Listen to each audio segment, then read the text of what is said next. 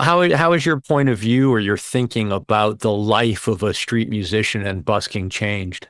I always think I saw buskers as, what would be the word? I saw them as maybe breaking local ordinance. I didn't really know what the legality was. I thought that maybe they were regarded as outlaws of the sort by municipal governments. But as I went through New Orleans and Austin and Venice Boardwalk, it occurred to me that they're really enriching the experience of being outside. And in the age of people not even going to stores anymore, anything you want, you can get on Amazon. I think that they add life, they add vibrance, they add color to a community. And that, as I did the book, as I did 100 interviews for the book, people seem to agree that from subway and tube stations to downtown areas to beach boardwalks, it's a blessing to have street music. Many cities have outrightly legalized it now. And now the problem is, getting a space and respecting other people's space if they've held that space for a while. And I've noticed that buskers tend to go to the same area. One couple who busks in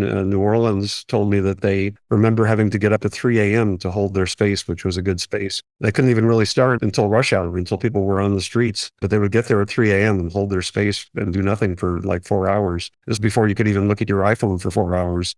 I talked to buskers who busk in subways and tubes along Parisian cafes, obviously Maxwell Street, Chicago, the Venice Boardwalk. There was Wildman Fisher who busked on Sunset Strip and Hollywood Boulevard.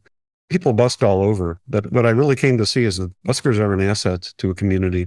There was even a guy that I didn't get a chance to talk to him because he's deceased, unfortunately, named Bongo Joe. His real name was George Coleman. But he played the oil drum. And when I say that, I don't mean Jamaican steel drums, calypso. I mean oil drum, just a raw oil drum. And he would bang on it. And that's how he got the name Bongo Joe. And apparently he lived nearby to where he played on Riverwalk in San Antonio. And he would actually carry the oil drum on a moped to his spot. And he had to fight various legalities. He was arrested at some point.